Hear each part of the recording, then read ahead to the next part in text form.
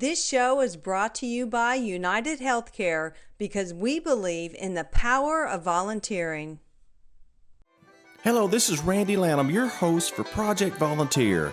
On this episode, we will feature Red Cross of Owensboro, Kentucky. Learn all about this great organization and how you can get involved in a Red Cross in your community as we feature another Project Volunteer. Thank you for meeting me here today, and thank you for letting us come down here to Red Cross, invade your space for this Monday morning. But tell us about Red Cross. Give us a big picture about the Red Cross. So, the Red Cross has been around for a long time. Clara Barton actually stayed in Owensboro in 1884, but we didn't become a part of Red Cross until 1917 during World War I. And she's who started Red Cross. She did. She started the American Red Cross. American Red Cross. In 1881, and the state of Kentucky became a part of the Red Cross in 1917 from the pandemic flu outbreak and World War I efforts to help those efforts.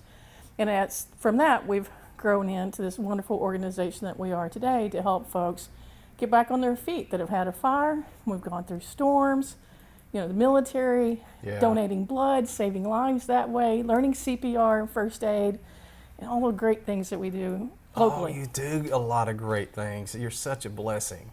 Truly are. I mean, everybody has heard of the Red Cross, and I feel so blessed to be here today, learning what I'm learning, and also hopefully educating folks that's watching out there today about the volunteer opportunities, because you all need volunteers. We always need volunteers. There's always something to do, but a lot of what we do is in the background, so you don't always hear about what we do. But there's some great things to do to help people that are at their lowest point in their life, whether they've lost a family member, they've lost their house. You don't think about house fires as being a large disaster, but if you've had one, hopefully it's the largest one you've ever been in. And hopefully it's not one that's, you've had one or two before that. Yeah. But we think of hurricanes and earthquakes as large disasters. But if you've lost your home, that's a big deal. That's a huge loss. Absolutely. And honestly, there's nothing like it except death. When it's the same mourning process, and we help walk them through the process to get back up on their feet, to get back into their regular, normal routine. Well, thank you so much. From all the folks listening, they've learned so much today. They're going to learn all about the Red Cross, the volunteer opportunities. You are a blessing. I know the Red Cross is all over the world, but we're right here in Owensboro, Kentucky today, in which you get to lead this crazy crew here. I know, it's awesome. Awesome. It is awesome. Yes. You all have fun and laugh and cut up and carry on, but you are there when someone needs you. Right. And I appreciate you. We appreciate you very much. Thank you, Randy. Thanks for being here. Lisa, thank you so much for meeting me here today. Thank you. You're welcome. I understand you have been volunteering at Red Cross for quite a while now, right? I've been here quite a while, yes. How long? My first volunteer job was with the tornado of 2000. Wow, I remember that. Yes, I did some things then, and then I was out for a few years, and since 2014, I've really got heavily involved again. Well, I would like to know, just before we start our project today, I would like to know what motivated you to become a Red Cross volunteer? Gosh, I don't know, just helping people and getting out into the community and doing what I can when I have spare time. Yeah, I love volunteering personally myself. And ain't it so fulfilling? It is. We're called to serve one another and love one another, and I know it's a great feeling when we're able to do that. Yes, so Lisa, you are going to train me today about the Pillowcase Project. Is that right? Tell me about the Pillowcase Project. Okay, the Pillowcase Project is a program where we go into schools and talk to students grades 2nd through 6th grade. We go into after-school programs, Boys and Girls Club, Boy Scouts, Girl Scouts, summer school programs, and we teach kids about preparedness, disaster preparedness. Okay. And in Western Kentucky, that usually involves home fires and tornadoes. Different parts of the country do different disaster training, but we do usually tornadoes and home fires. Okay. And the Pillowcase Project got its name because the university students, after the Hurricane Katrina came through, they didn't have time to pack up their belongings when they needed to get out quickly, so they just grabbed up their pillowcases and shoved in what was important. Yeah. And they left with that. So the Disney Corporation has partnered with American Red Cross to give us these pre-printed pillowcases. And they have items written on the pillowcase of what things that you could put in your pillowcase and keep in your pillowcase on hand in case there's an emergency. So you teach kids how to do this? Yes, right? And we let kids color on them and decorate them. They have Sure. markers on them. Well, that's neat. So we can just put all of So this we'll in pack no ours and we'll be certain ready. order, but yeah, okay. We give the students also a workbook. It has a plan in here for evacuation for your home fires. It has lists of things that you might need in disasters. It has lists of emergency phone numbers, people that you want to contact, all kinds of things. So the kids each man, get their that's own workbook. That's a lot of value in that. Can I put this Volunteers in get their there? own curriculum, so Yeah. you can learn how to do this and how to train the kids. Yes, you can Okay, put now, that in. now, so do you train the kids to do this? Do you all ever assemble any of these to give to kids or give No, to folks? no, we do not assemble them. So you just No. train them to do it? Yes. Okay, I see. Yes, Okay. and we take ours, like this one, just as an example to show Right. the kids. Right. So pack it up. Very easy job. I guess the kids, all they have to do, with hopefully help from their parents, is find these different items. Exactly. And pack it up Right. and have it ready to go. And looky And there. with the items already printed, that'll give you a start. You may think of other things that you want. Some kids want a photo of their family. Mm-hmm. Yeah. That takes with them. That's another thing we do is during the disaster, we teach calmness, how the kids can stay calm during the disaster to help them get through Right. that. So Well, that was an easy project. What a very easy. great thing you all are doing for the community to teach the kids that. I mean, really, if you think about it, if a disaster happens and if you leave without anything at all, having one of these, I can see such a huge benefit teaching these kids how to get prepared and how to be able to bring those essential things with them, or like you said, a photograph or something like that with them. gives them a little comfort knowing that they are prepared. Yes, You know. absolutely. So. I know I'm a Mr. Prepared. I'm always on my kids about being prepared for different things. So you have taught me something very valuable. So I will be trying to find me some of these pillowcases to take with me. I know where you can get some. Oh, you got a connection, huh? Yes, I do. All right. I might take a few with me Okay, when I go. okay. Lisa, thank you so Thanks much for for having your me. time. I appreciate it very much. Thank you so much.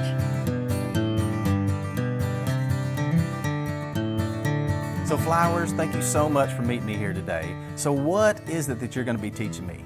Well, Mr. Lanham, today I'm going to be teaching you some home fire safety tips to keep your home safe. Okay, great. Okay, how do we do that? Well, we're going to get you some smoke alarms installed that are up to date. Okay. Now, the smoke alarms that we're installing today are 10-year smoke alarms, so you won't have to change the battery in them. We still recommend that you test them at least once a month. But as far as changing the battery, you won't even be able to get the battery out of these smoke alarms. And if it starts chirping for any reason before that, just give the American Red Cross a call. We'll come and change it out for you. Wow, that's simple.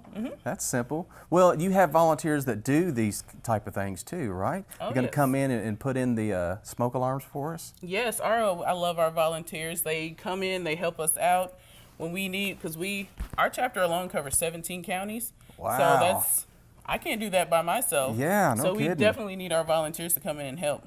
So we have a volunteer here today that's going to actually install one of the smoke alarms. So y'all are in my home right now. You're fixing to do me a training. He's fixing to install the smoke alarm. So we want to bring him in. This is my volunteer, Stan. I just love him. He's so useful. Stan, thank you. All right, so while he is installing the smoke alarm here, I'm just going to go over some safety tips for you. Okay. So in terms of cooking, of course, when you're cooking, you want to always make sure you're supervising your food. A lot of people, they take an oven mitt with them if they have to leave the kitchen, just to remind them, why do I have this in my hand? Oh yes, the bacon's cooking. Yes. So run back in there. With fireplaces, space heaters, things like that, you want to make sure they're at least 3 feet away from furniture, clothing, curtains, things like that. Okay. You have any smokers in your home? No. Okay. In case someone does come over, you want to make sure they're not falling asleep in the bed.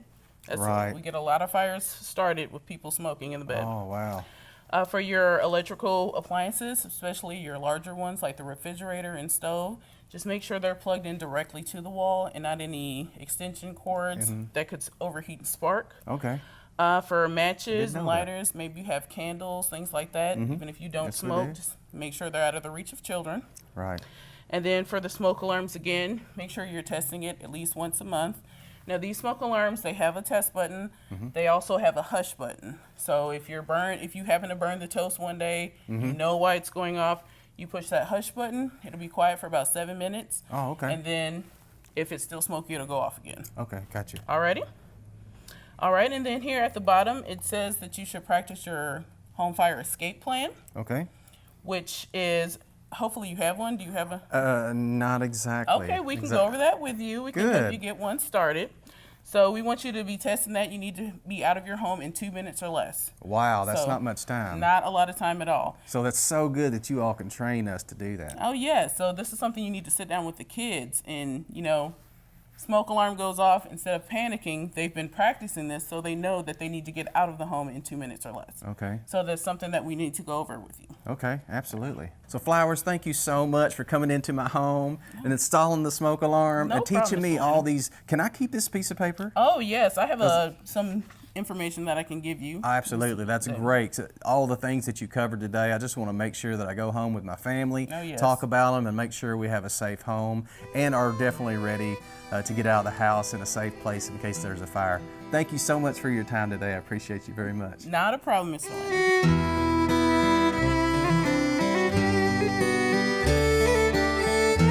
Michelle, thank you so much for meeting me here. So tell me about your work at the Red Cross. What do you do? I have various jobs, which when you volunteer, that's kind of what happens. Recently, I went on a deployment, and I went as a caseworker, but I ended up doing some disaster assessment and some feeding, watching and helping with the shelter. It's a very rewarding situation to be a volunteer at the Red Cross. I can only imagine. So what is part of your training? If someone out there wants to be in disaster relief, what is part of the training that you have to go through? Most of our trainings can be done online through EDGE, which is a part of the Volunteer Connection. In your own time, you could get on them. The classes range anywhere from 45 minutes to a couple of hours. Right. And you can start in one area, but then it progresses into others. You talked about it being rewarding. I can only imagine. I feel like anytime that I get to volunteer, anytime that I get to serve others that are in need, it is such a blessing to me. So tell me about some of the folks that you've seen. You see their faces as you get to help them going through this terrible time of a disaster. Can you explain some of that? Well, in doing the casework, in Iowa, what they had was a big situation where they brought in 20 vendors along with us. And so people would come in seeking relief. There was about 500 homes destroyed. Wow. And, they were in a lot of different needs. So what the Red Cross's role there was to bring everyone together that had an organization that would be of some help. And because, when you're in the middle of a disaster, your mind isn't on what you need to do to recover. And that's the role of the Red Cross, is to primarily give them a temporary solution and to lead them on their way to recovery.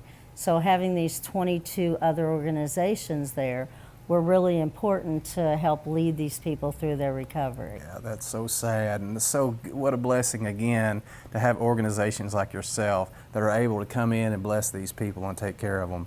If there's someone out there watching this show right now, they're thinking, you know what, I'm kind of hesitant about being a volunteer at Red Cross. What would you tell them to encourage them to become a volunteer? Well, I would tell them the same thing that I just told my 89-year-old dad. He said, Michelle, I'm very proud of what you're doing. I wish that I had thought to do it when I was younger.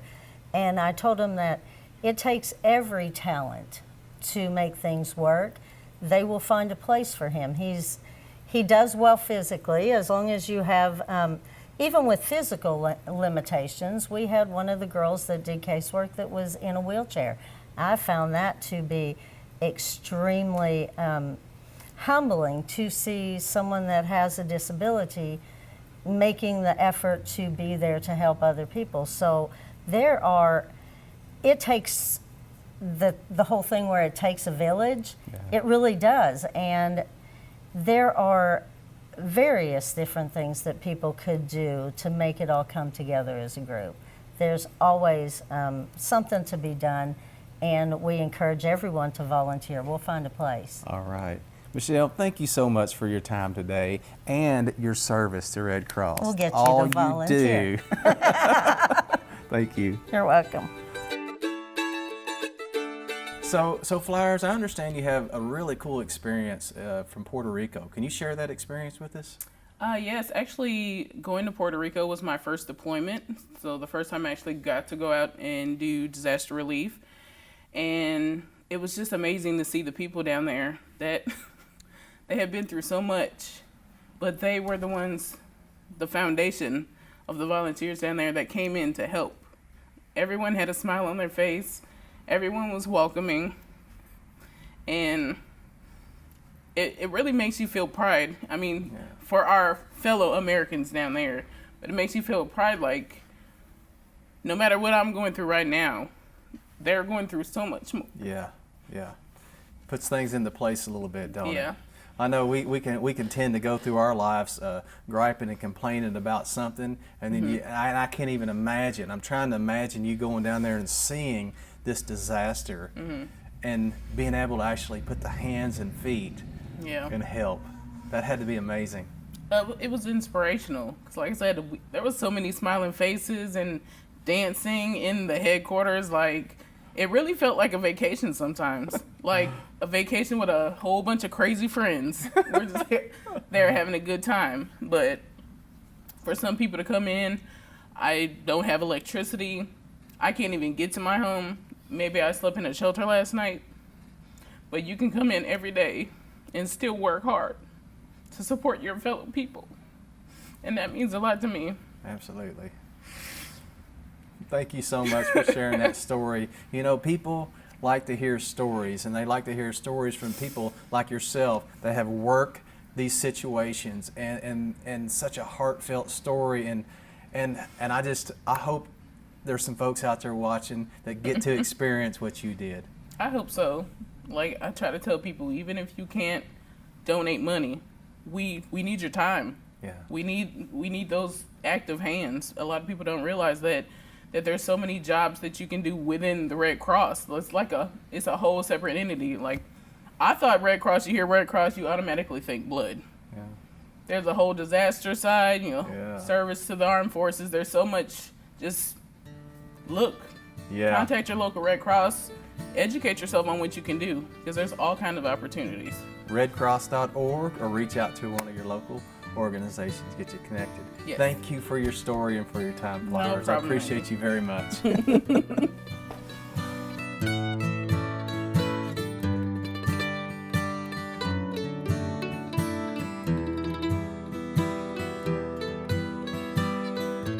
Lori, thank you so much for meeting me here today. And you're going to give us the big picture about volunteering. I love this sign you brought. We love volunteers, American Red Cross. Well, we do love volunteers, and it really is the heart and soul of this organization. Volunteers are the ones that make the work happen. The stats show us that 95% of the work that's done by Red Cross is done by volunteers. Wow. We're led by volunteers. The boots on the ground are volunteers. And it's really just, the organization is just a mechanism for people to help out when there's an emergency. And you know, the mission of the Red Cross is to help people during time of emergency, to alleviate human suffering. And when there is a tragedy, when somebody needs blood, when there's a disaster and a tornado comes through a community, when a serviceman needs to come home because there's been a death in the family, it's Red Cross that they turn to provide that help and that relief. And it's volunteers then that make that happen. Right, 95%. That's incredible. It is. So you are always looking for volunteers. We always are. There's never going to be enough. There's always need there. Always training. So That's somebody's right. listening thinking, man, you know, I really don't know if I can do all of that. You are there to support them, to train them, to help them, That's right. From every step of the way. We have volunteers that might give us 3 hours a month, and we have volunteers that give us 40 hours a week or more, and everything in between. So we welcome anybody and everybody to come and be part of the Red Cross and bring to the table whatever talents and skills they have and whatever time commitment they have. Yeah. That's what I think makes this organization so special. Absolutely. So nobody has any excuse. That's if they right. want to volunteer, if they want to help the world be a better place, to help these folks in need, redcross.org, right? Redcross.org. We make it so simple. They just click on redcross.org. They'll fill out a quick application, submit a background check, and then they're off and running, and we'll start the training process for them, and we'll get them tied into that job that best suits them, that they feel comfortable doing. And the training probably depends on what they're going to be volunteering with, That's right? correct. Absolutely. If somebody's going to help out at a blood drive, the training is really minimal. But if somebody wants to be deployed and go to an area where there's been a tornado that's come through, the training's more extensive. Right. But man, what a blessing. I know that you get to see so many volunteers that get to help folks in really times of need. But what a Right. blessing that is to be able to use the talents that God has given us to be able to help somebody else with that. You know, it is a really, really wonderful organization, and it is because you're surrounded by the best of the best. You're surrounded by people who are wanting to help, who are wanting to make a difference, and they're there helping those who are in need, because we never, any of us ever know when we're going to need that help. Right. And it's just wonderful to know that Red Cross is there no matter what. Absolutely. Thank you so very much, Lori, Yeah, for your time thank you. today and everything that you do Well, for the thank Red you. Cross. We appreciate this opportunity. Thank you. Ladies, thank you so much for meeting me here. Now, I had no idea that Randy. you all do service to the armed forces, but you are going to educate me as well as a lot of other people watching the show right now. I mean, how do I become a volunteer for You this? can be a caseworker on the Hero Care Network virtually. We're doing the virtual casework now because a lot of times, you can't come in. We have a lot of spouses that go, I have children, can I still volunteer? So what we do is we say, sure, we can train you virtually. So you would be having a headset, look really cute with a little headset. Oh, cute. And then, That's me. be on the phone and basically taking the calls when an emergency call comes through, and you would create the case, you would verify it, you would also call the command. So it's kind of, it's So I can pretty, do this from home? Yeah. Wow. Isn't that great? What an easy volunteer opportunity. Yeah. And very valuable. Yes, or you could do follow-up depending on what you feel comfortable with. And the family follow-up is after the soldier comes home. We want to make sure that there was any issues with the call, that this wonderful, mom or dad can tell us, what happened. If they're happy, we ask them, is your son home or your daughter home? And they usually go, oh my God, thank you so much. But it really is not us. It's the command that provides the yes or no. We just verify and we just tell command, yes, there is a death, and yes, there may also be an illness that the soldier needs to come home. And Yeah. we try to start the education when they're going into the their training. We have briefings at the MEP station, which is the Military Entrance Processing Station. So as they're shipped out that day to go to their boot camp, we actually have volunteers there that give overviews and briefing and tell the families what Red Cross does and how to contact them. We also do a follow-up. So we try to make sure that the families are very aware of the service as soon as their family member is headed off. Absolutely. Also, international services now comes under the Service Armed Forces umbrellas in our organizational chart. But one of the programs that we do that nobody knows about is called Restoring Family Links. This is a program where we work with refugees that have been displaced because of war or famine or political persecution.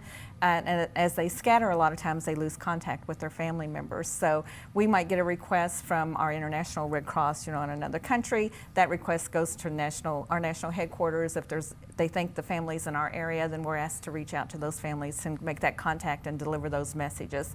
We do a lot of the messages, but we also do a lot of certificate of detentions, I've noticed, for Bosnian cultures, but we work with a lot of different cultures. And we found out that there's probably 4 or 5 pockets in the state that have refugees: Louisville, Lexington, Owensboro, Bowling Green, and are some of the ones that have the high population. So we do a lot of casework there too. So that's all volunteer driven. We have a volunteer lead that oversees that and makes sure that we have casework and those messages are delivered.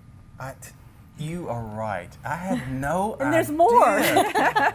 And more, all yeah. of this takes Yeah. tons of volunteers. Yeah, and some So volunteers. y'all are needing some volunteers. Yes. You're wanting some volunteers. Right. And the International Humanitarian Law, Lynn can talk about that because she and I did it 2 years ago, but it's an interesting program for the youth. So Yeah, go ahead. International Humanitarian Law is a program to really kind of educate some of the younger population. I think it probably focuses on 16 and up.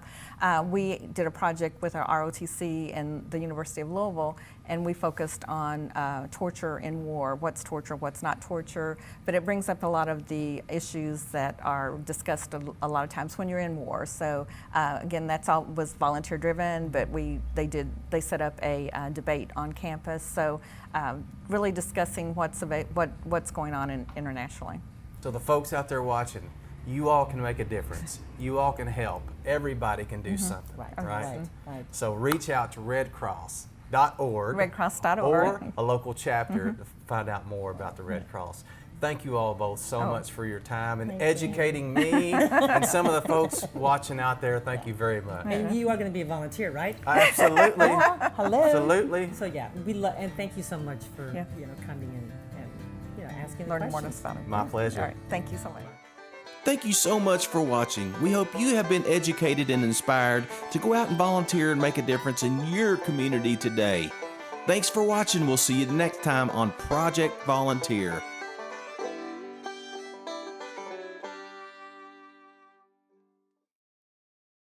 This show is brought to you by United Healthcare because we believe in the power of volunteering.